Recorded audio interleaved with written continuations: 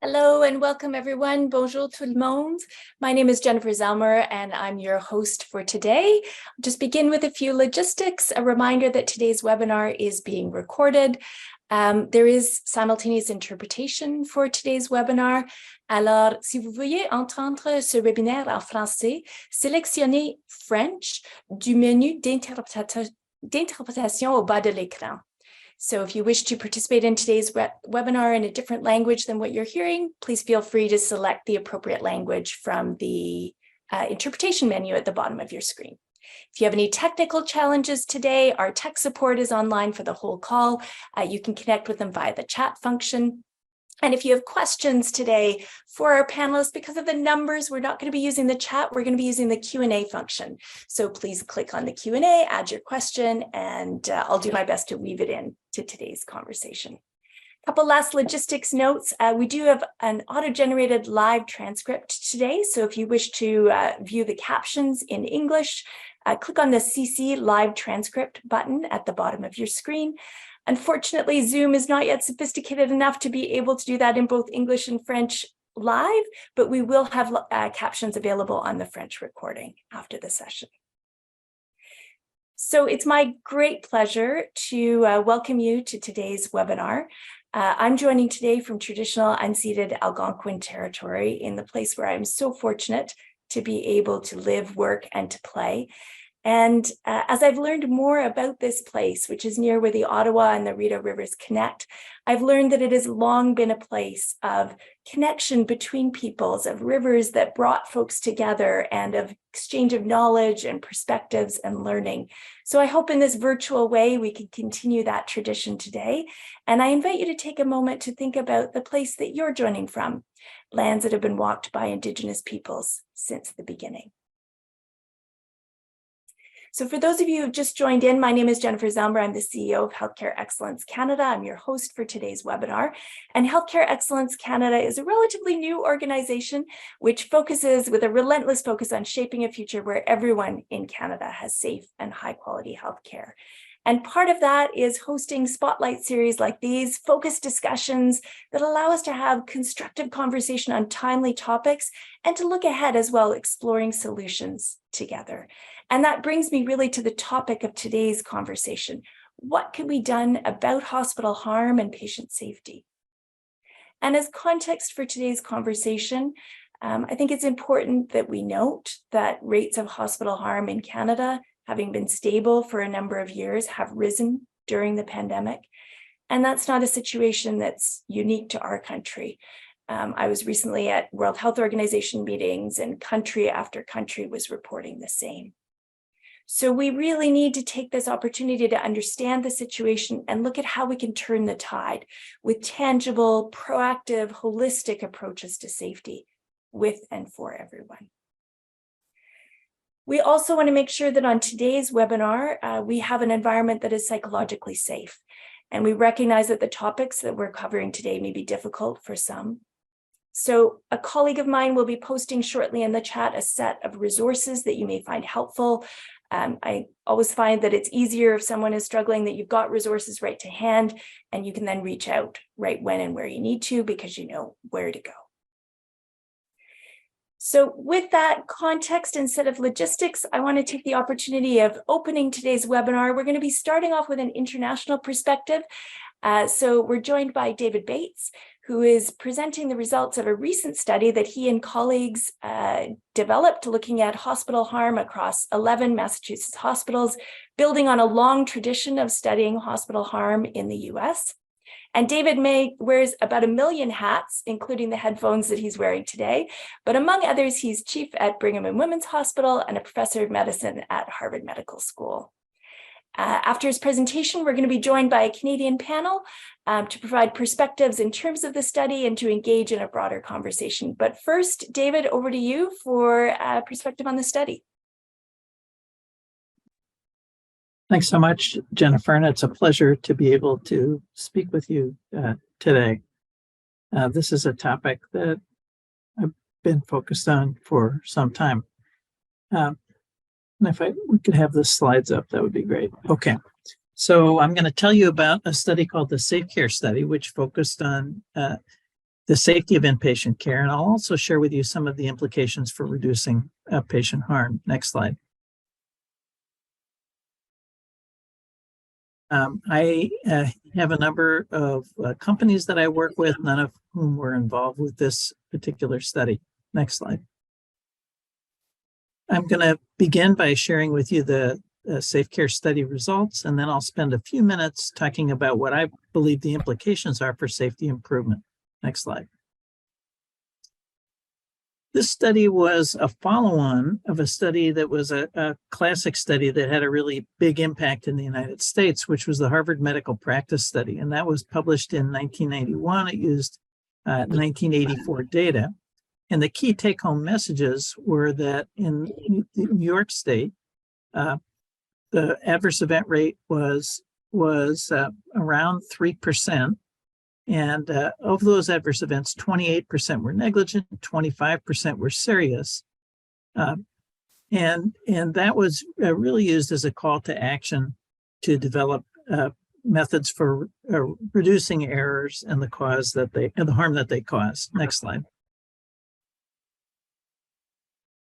This study had two aims. The first one was to determine the incidence of both inpatient and outpatient adverse events. And one of the differences between this and the original study is we looked at the outpatient setting too, although I'm going to focus on the inpatient results today. We looked at roughly 5,800 charts. We used proportional sampling across the institutions that we studied based on the number of encounters and admissions. We also identified adverse events that were found through current routine processes for safety reporting. In this area, most of the institutions use a company called RL Solutions to do that. And we also wanted to develop an approach that organizations could use in an ongoing way for operationally evaluating how much harm they have. We started by performing a safety metrics survey to identify what institutions were currently collecting. We also did a World Cafe to solicit expert opinions about value and feasibility of metrics. And then we wanted to evaluate new approaches for identifying patient harm. And some of the institutions used a electronic tool made by a company called Vigilance, which goes through the electronic record and looks for things that suggest that a harm event occurred. Next slide.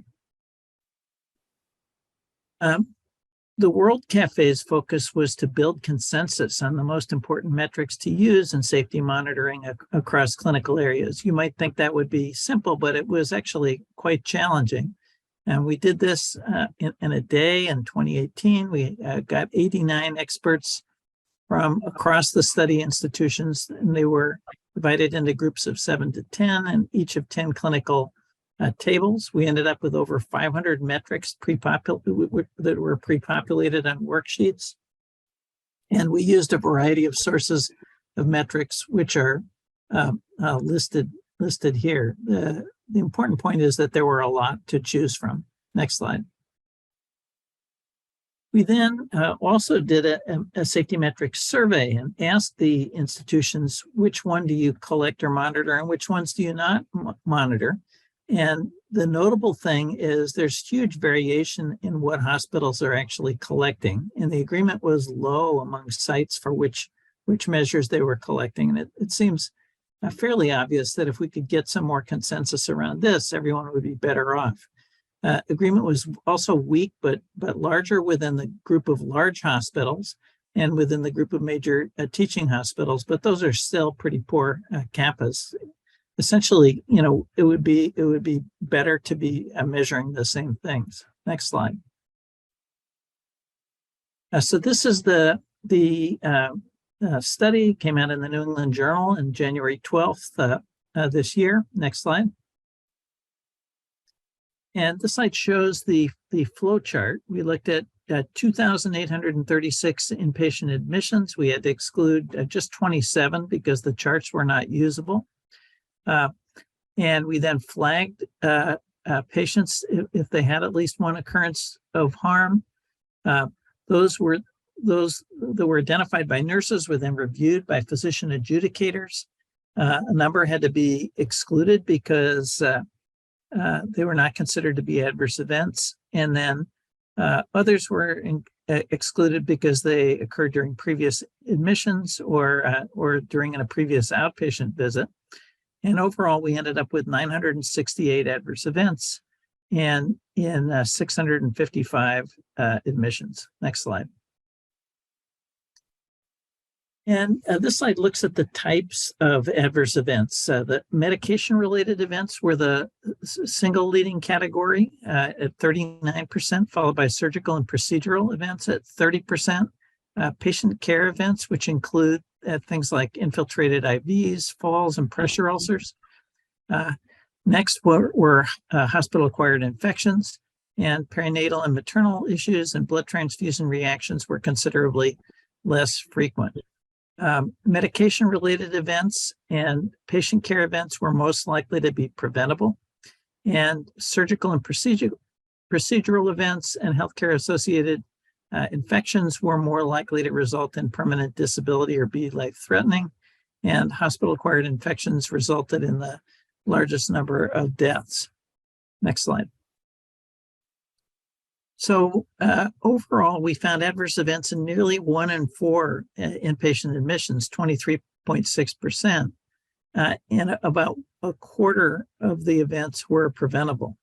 Of the preventable events, 20% were serious and caused harm that resulted in either substantial intervention or prolonged recovery. 3% were life-threatening, and 0.5% were fatal. Again, adverse drug events were the most frequent, followed by surgical and procedural events, patient care events, and hospital-acquired infections. And patient care events were especially likely to be preventable. Overall, we think these findings underscore the importance of patient safety and the need for continuing improvement. Next slide. The accompanying editorial when this came out was written by Don Berwick.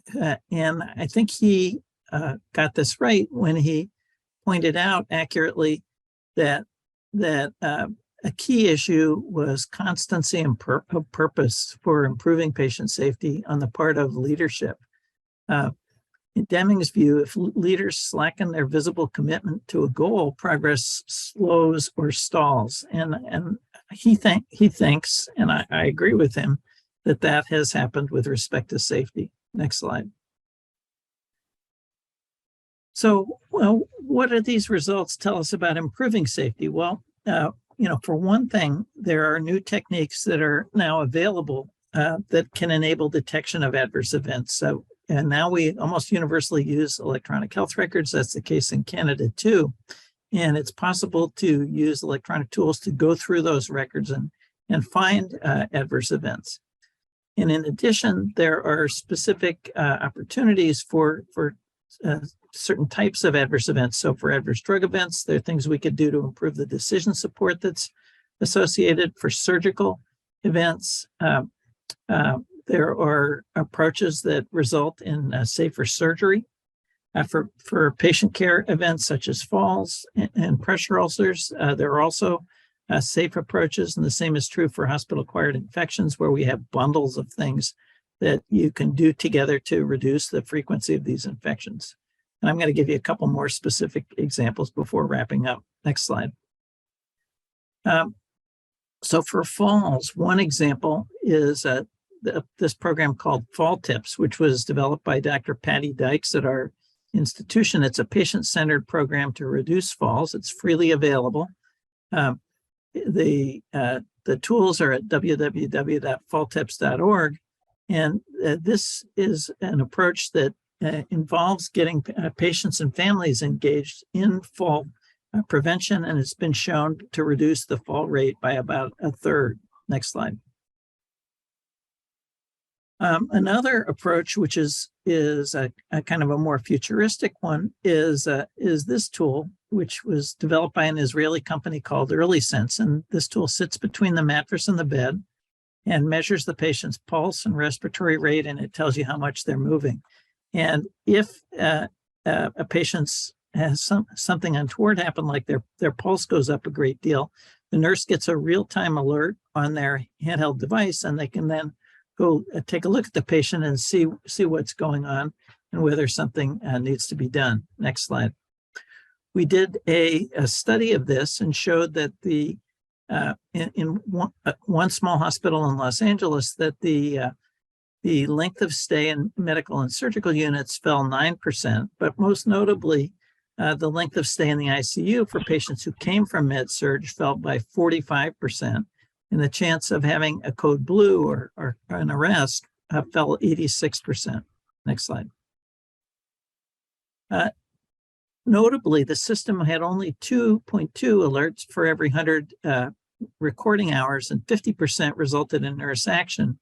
And in contrast, some of the monitoring approaches that we use routinely today, like pulse oximetry, telemetry, and cardiovascular monitors, have very high rates of alerts, between 160 and 730 alerts per 100 hours, and a much lower proportion result in action. So there are new tools like this that could, I believe, make care safer. Next slide. Overall, I think these results just make it absolutely clear that care needs to be safer. The harm rate of 1 in 4 is far too high, and efforts to date to improve things in the U.S. have not been particularly effective. There's some exceptions like catheter-related bloodstream infections. I think the safety issues are likely similar in Canada. There's a large study that was previously co-led by Dr. Ross Baker, who's on this call, which had similar findings. But the good news is there's some very specific opportunities to make improvement for the main types of harm. And I think it's especially important to implement tools which allow real-time detection of harm and then notify frontline providers when patients are deteriorating. Stop there. Thanks so much, David, for that whistle-stop tour through what I know is a really rich set of study findings and opportunities for improvement as well. So I'm going to invite all of our panel members to come on screen now, at least those who can. So we have an amazing panel today. Unfortunately, Murphy's Law has struck for Donna, and a storm has taken out her power. So she's on phone rather than on visual, but she's here and ready to jump in. And in fact, we're going to start by giving each of our Canadian panelists an opportunity to introduce themselves and to reflect on some of what David shared in the opportunities for improvement in Canada. And Donna, we're going to start with you. Donna is a member of Patients for Patient Safety Canada, and I would invite you to unmute yourself, introduce yourself, and share your first reflections. Okay, can you hear me? We can indeed. Okay, perfect. Thank you very much, Jennifer, for hosting this very important session. It is with gratitude and thanks that I join from Southeast Saskatchewan, a very small town. I say that if the town cat has had her kittens, our population is about 200, so very small. I apologize for the storm that went through and knocked out our power, so please bear with me as I join just by phone. I have been a nurse for 47 years. I just recently retired. I have 4 children and 5 wonderful grandchildren. And after the death of our son, Vance, I became a founding member of Patients for Patient Safety Canada. I was honored and privileged to be co-chair for 8 enlightening and rewarding years. I also have a 46-year-old daughter with a very high level spina bifida. So we have been through the best and the worst of healthcare. Thank you to David for bringing that very important research forward. His research brings to the forefront what we at Patients for Patient Safety Canada have been sounding the alarm on for the past several years, and that is that patient safety has lost traction and patients are still being harmed in Canada at an alarming rate. One study shows 1 in 18 patients who are in hospital experience harm, and about 40,000 die every year. To put it in perspective, about 8,000 die from opioid overdoses. The numbers I give on harm are a little bit deceiving because they come from hospital stays only. and usually don't include pediatrics, long-term care, mental health care, etc. While there have been some improvements, we need to do more. We need to do more to decrease the harm and the death from patient safety incidents. Whatever the cause, patient safety seems to have taken a back seat. With 40,000 patients dying every year, patient safety can't take a back seat. The statistics that David cited from his research, the numbers that I have just cited, they all have a name, an age, and loved ones who miss them. We have to bring back the passion and the urgency and the dedication to making sure that 19-year-old Vance, a rig worker, and 10-month-old Matea don't die because no one else or no one would listen to the moms at the bedside who knew them best. We have to make sure that 22-year-old nursing student Martha doesn't die because she was given a medication contraindicated with her current condition. We have to make sure that 17-year-old new graduate Jess, with so much ahead of her, doesn't die due to a diagnostic error. We have to make sure that Robin has a quick referral for colorectal symptoms and her cancer is caught in time for successful treatment. We have to make sure that 87-year-old Fervid doesn't lose her independence when two drugs given together result in serotonin syndrome. Yes, these incidents happened years ago, but we know incidents like these are still happening. Let's take action together. I, like many patients and families, have ideas of what we can do to improve patient safety, because patient safety is everyone's responsibility. We, patients, families, caregivers, and all those who work in healthcare must work together to decrease harm in healthcare. We must work together to make every patient safe. You're going to hear on this session today of ways that we can do that. At least I hope you're going to. I know I sure have some ideas. David mentioned one in that all measurements or all hospitals should be measuring the same thing. How can you have accuracy in your results if you're not all measuring the same thing? That's just one thing. So I know we will learn lots from our panel, and thank you very much. Thank you so much, Donna, for starting off our panel conversation with that always important grounding and reminder of the people at the center of the questions that we're talking about today and the opportunities to do better together as we go forward as well. Doug, I know you share some of that commitment to going forward, so I'll turn it over to you now. Doug has also had a gazillion different roles, including as past chair of the BC Patient Safety and Quality Council, now newly renamed Health Quality BC. So Doug, I invite you to introduce yourself and share your initial reflections.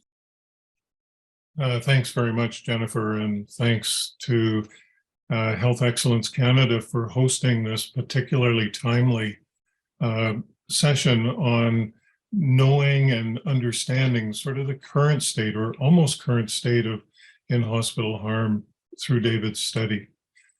I have the opportunity to join you today from the traditional, ancestral, and unceded territory of the Silk Nation in central British Columbia, on whose territory I'm an uninvited guest and very privileged to be able to live and work in this environment. And I must say that I think there's a lot that we can learn from First Nations communities across Turtle Island about how we view harm and how we address harm in our organizations. Probably the subject of a different kind of webinar, but I'm very appreciative for the learnings that I've had from First Nations. Having said that, 35 years as a frontline care provider in the surgical realm, dealing with pediatric neurosurgery, and I've seen harm, I've been part of creating harm, and I've been part of trying to address it. I also had, though, the doors open when Ross created his study with Peter Norton to lead the response in British Columbia through now 3 different quality organizations. And it becomes apparent to me that looking at it in a longitudinal way, David's observations about how some aspects of patient harm have evolved over time is really important. I think, sort of the first phase of patient safety in Canada, certainly in the CPSI days, were to try and address issues that we had solutions for and we could develop standardization around, whether it be line infections or hospital-acquired infections or sepsis and so on. They were all part of Safer Healthcare Now, part of our history. And thanks to Ross and Peter for organizing that, and for Health Quality BC for their clinical care management initiative in our province, but every other province had something similar.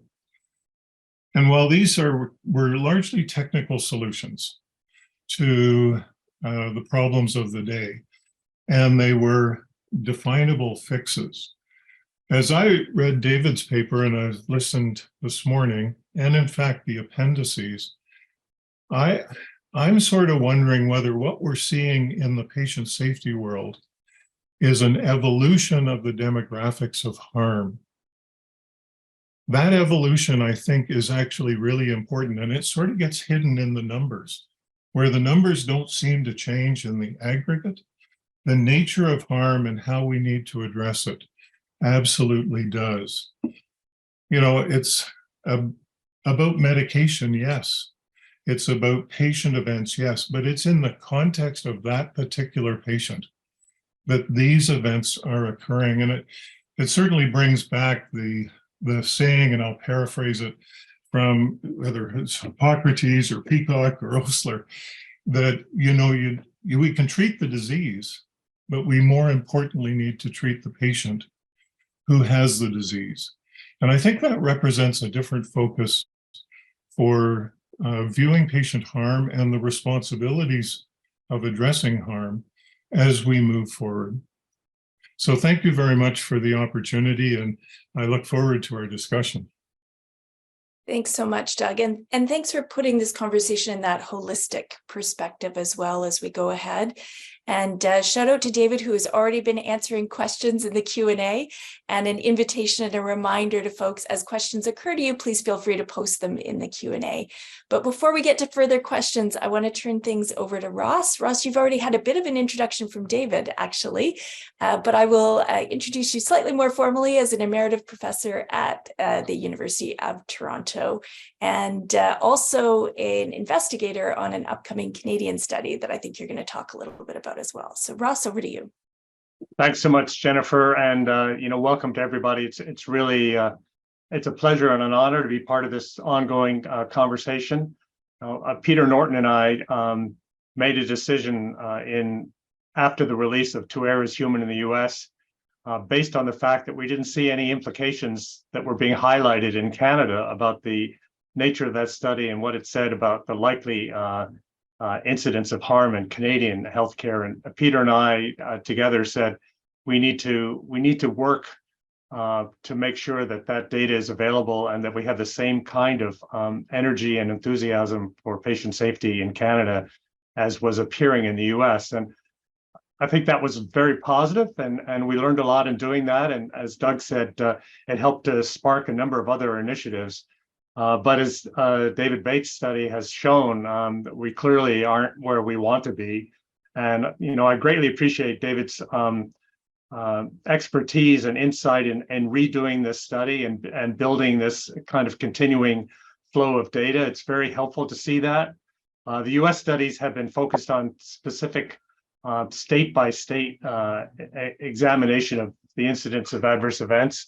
But when you look at those studies over time and the roughly 100 studies done internationally using similar methods, it's pretty clear that although we've worked a lot, we've invested a lot on patient safety to make care safer, we still have a long way to go to make a difference. And so when David made his report, when I read that paper, it made me realize that we need to be much more visible about this. We can't relax now thinking that we've solved the problem of patient safety simply because we have a number of mandated or voluntary initiatives going on in the system. We need to really drill down more effectively around this. And of course, it's a very tough time in healthcare. We have the challenge of health human resources across the country, not just in hospitals, but in many different arenas. And this is going to make this even more difficult.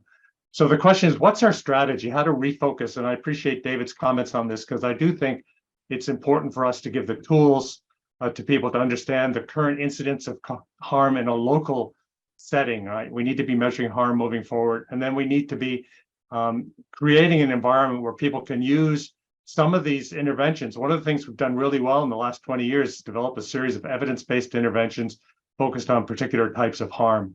But that by itself isn't enough, I think. And what we've learned is that the continuing reliance on top-down targeted interventions by itself is insufficient to really change the pattern of harm in hospitals.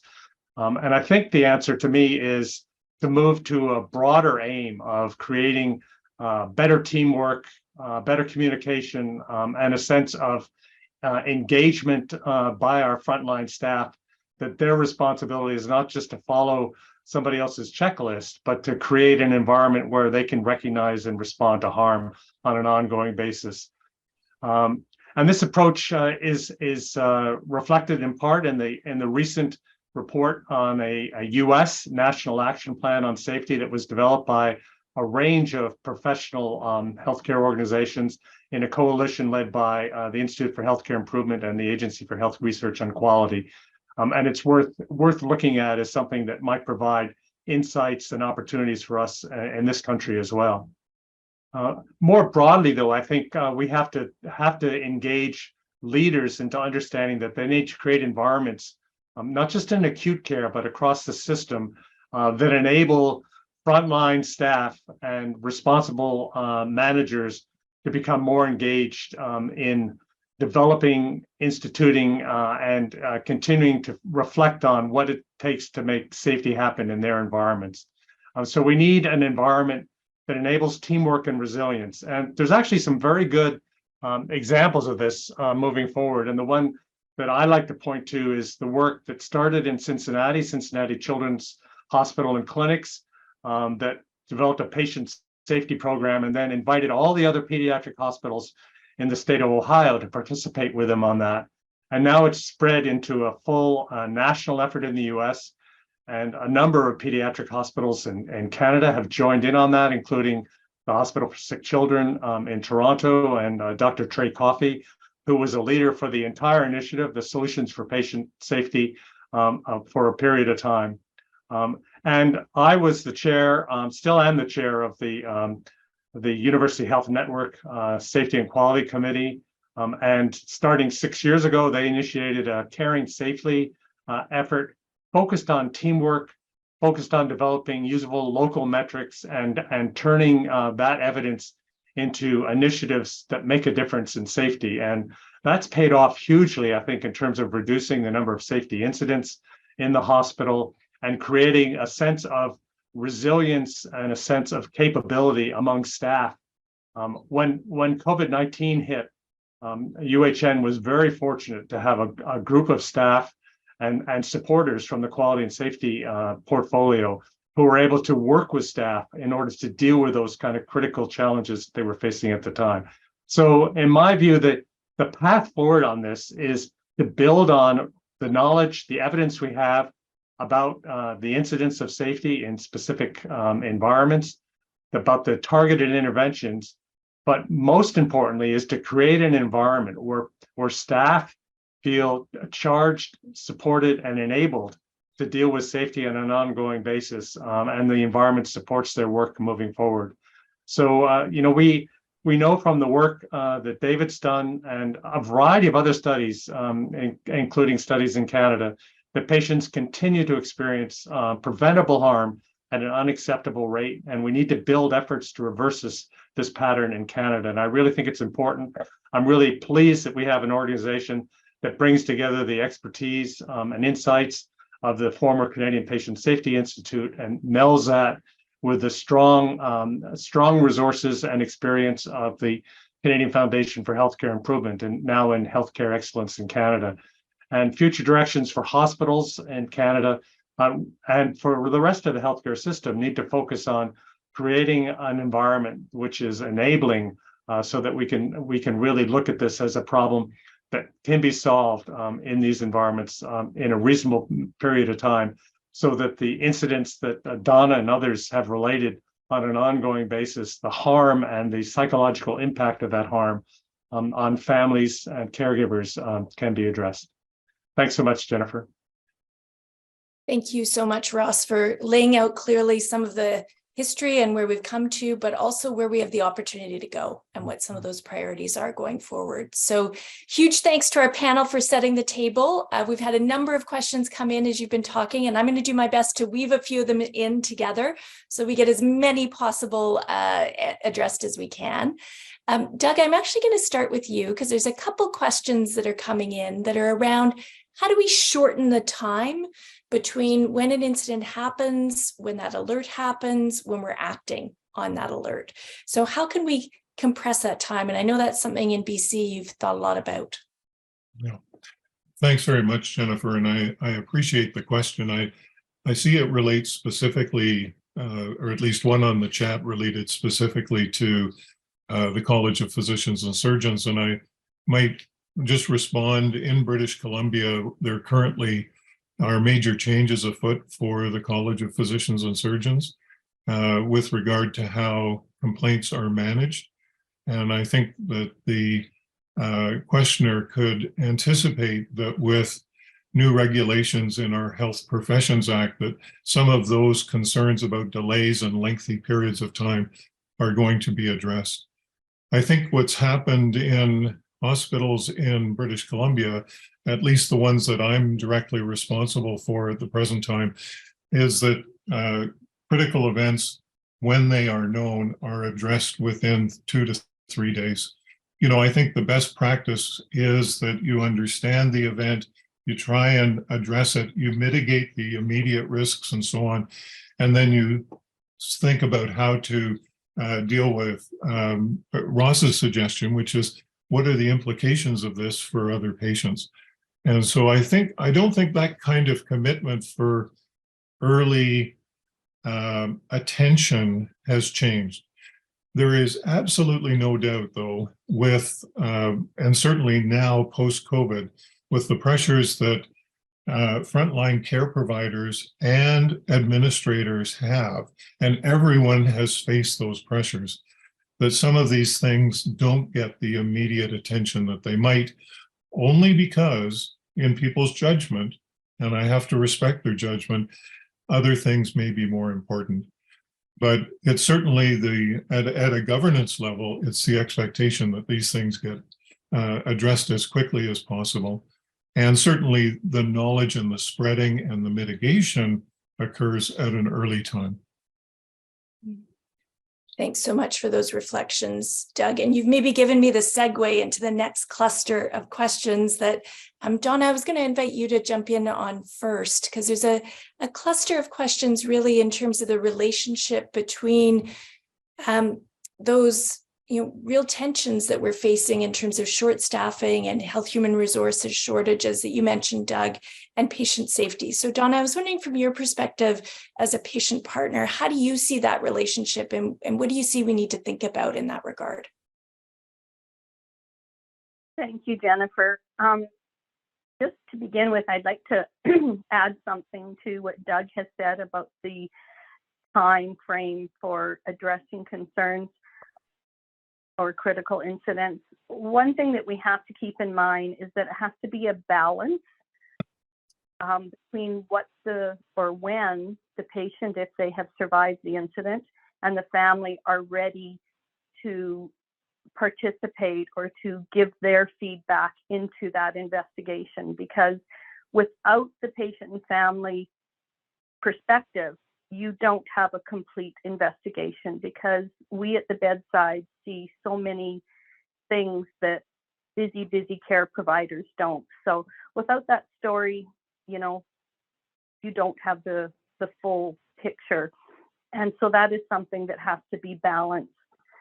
The relationship, we recently had our ongoing serious incident with my son-in-law in Calgary.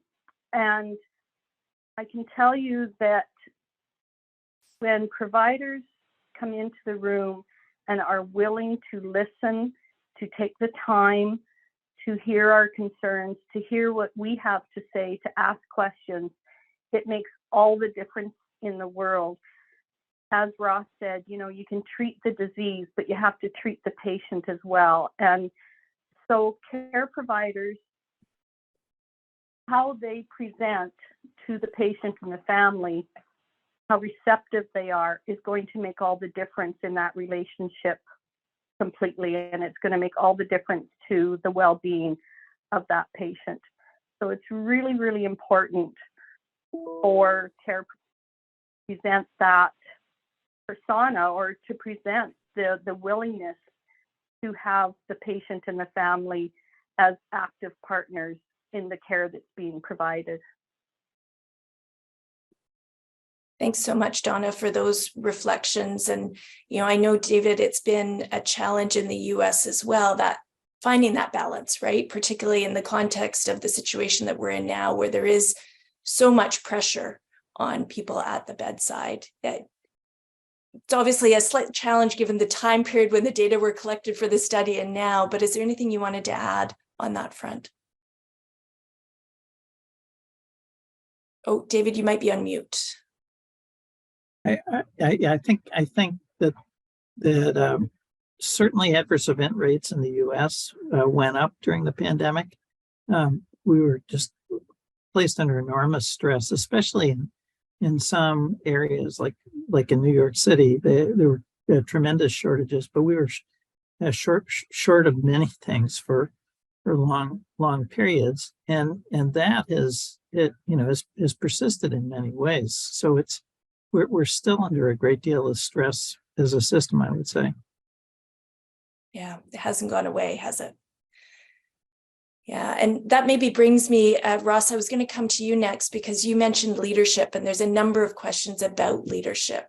How do we support the leadership that we need for the kinds of issues David just spoke about, and the really complex climate that we're in right now? There are questions about how do we support leadership around measuring and encouraging the reporting of patient safety incidents and the response. And there were also questions around, so you're a CEO, so you're a board, how do you know what safety is like where you are? So that's a whole pile of questions around leadership, but I know you've also thought a lot about leadership, so over to you. Yeah, it's a really good question. And, David mentioned Don Berwick's editorial that accompanied his article. And, this is where the buck stops, really. We need to see much more leadership on this issue. We see it on individual organizations in this country, but we need leadership at all levels. And, one of the problems I have is that although we measure a lot of things in this country, the transparency of that measurement is not very open. And it's impossible to find out what adverse event rates are in individual institutions. We see sector-wide rates, but that's not really informative to people. And I think, I don't want to create a punitive environment, but I also want to have a situation where, in a publicly funded system where we have an opportunity to share what the experience and outcomes are. And I think that would drive a lot more attention to these kinds of issues moving forward. Right now, these issues are hidden. It's individual, the experience is individual experience by patients and their families. And it needs to now be taken on in organizations to really recognize that we have a lot of the tools that are necessary to make a difference in our system. Now we have to enable people to use those tools effectively, give them the resources and the support to make that happen, and then report on it. I mean, the situation in hospitals like University Health Network or the Hospital for Sick Kids has really shown that with dedication, resources, there can be a huge improvement in the safety that's experienced by patients, and frankly, the safety that's experienced by staff in those organizations. Because we've recognized in the last 20 years that the worker safety and patient safety are two sides of the same coin. And we need to make our workers safe as well, because healthcare is a very dangerous environment to work in, and it's becoming more dangerous. So I think, this has got to be a partnership moving forward, and we have to recognize that yes, there will be some initial negative responses as some of these stories come out about the events that happen in our organizations. But that reality is there. We won't be able to deal with it until we face up to the reality and make it much more visible. And then we'll have good stories to tell about the ways in which we've been able to intervene, engage staff, and make a difference in terms of the safety of patients. Thanks so much for those reflections, Ross. And I mean, David, you mentioned Don Berwick's constancy of purpose and leadership. So I'll maybe invite you to see if there's other things you want to add. And as you're doing that, I'll slip in another question as well that was specifically to you around the study, which was, if you think about the context that we're in now in the need to embed equity in policy priority and perceptions of harm, how does that also relate to leadership requirements for the future in safety? Great question. Maybe I'll deal with the equity part of things first. In this study, we actually did not find very much in the way of differences in harm rates by race or ethnicity. I think there are more issues probably in the outpatient setting and in the emergency room where there are more access issues. But it seems to me like, once you get into the hospital, maybe things are more similar. At least they were in this study. I strongly endorse Ross's comment about public reporting. I mean, I think if you're going to a hospital, you should be able to look and see what the adverse events rates are for the common types of harm. And that would certainly be a factor that I would think about if we're deciding about where to have my heart surgery or my hip replaced. And in terms of what will it take to make things better, I think there's a whole set of things that we need to do. One, we have to implement safe practices reliably. Two, we should leverage some of these new tools like artificial intelligence and find patients who are deteriorating. If you look at what are the safest cars, the safest car in the US market is the Tesla. And the reason is that it's sensing what's around you at all times. And safety culture has got to be worked on. And then we should be just doing a better job when we are monitoring, both in finding the adverse events, but also finding the patients who are about to have an adverse event so that you can intervene. Thanks for that, David. And you've actually given me a perfect segue. Donna, I was actually going to segue over to you talking about right where David left off in terms of that proactive approach to safety and the look forward and how we build a culture of safety, which I know something you've given a lot of thought about. So Donna, I'll turn to you, and then Doug, to warn you in advance, I'm going to come to you next after Donna. Gosh, there's just so much that I want to say. I could be all day. I think Ross and David both have really hit the nail on the head. I think we need to be more transparent about our reporting and the results of that reporting. Patients and families want to know that they're safe, and they want to know when they're not safe so that they can be proactive and take action, to make sure that their care is as safe as possible in any way that they can. As far as the culture goes, definitely leadership needs to be in tune with it. And, they need to be trained as well in patient safety and the culture of safety. because patient safety for leaders, it isn't just about dollars and cents, it's about human lives. So we need to make sure everybody involved is educated, you know, the medical schools, the nursing schools, the leadership certificate programs, etc., all need to be trained in that way. And we need to be cognizant that it isn't just about physical harm, as has been mentioned. It's about, you know, the harm that we see from biases and racism and ageism, all the isms that we see. And so our care providers and patients as well, patients and families, need to be aware of these so that they can take steps within themselves and within the system to make sure that a culture of patient safety does exist. And I do believe that we need a national body with clout and authority to make sure that the focus, and they would be focused just on patient safety, and make sure that policies, all the tools that we have are actually put in place by these organizations, so that care will be as safe as possible. And they need to be able to make these organizations accountable for the reporting and the sharing, etc. Thanks for those perspectives, Donna. Doug, on culture, how do we build the right culture? I really appreciate the question, and I know, you know, Ross and David's work just points absolutely to not only the importance of the culture, but the modeling of culture. You know, I think modeling from the board levels down, asking the questions that actually point out what is important for management staff and physicians and nurses and teams and so on. What is important? When you ask those questions, you get a very interesting set of answers. And if you persist and be a bit annoying, I'm afraid, for some of the staff for whom I work in a health authority, the focus does change.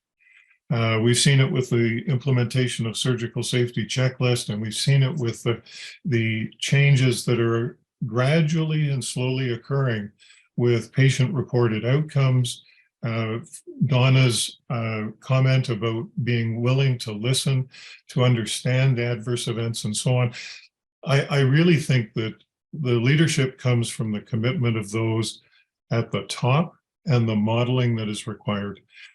There is absolutely no doubt in my mind that there's a huge political dimension that goes on a 4-year or 3-year election cycle.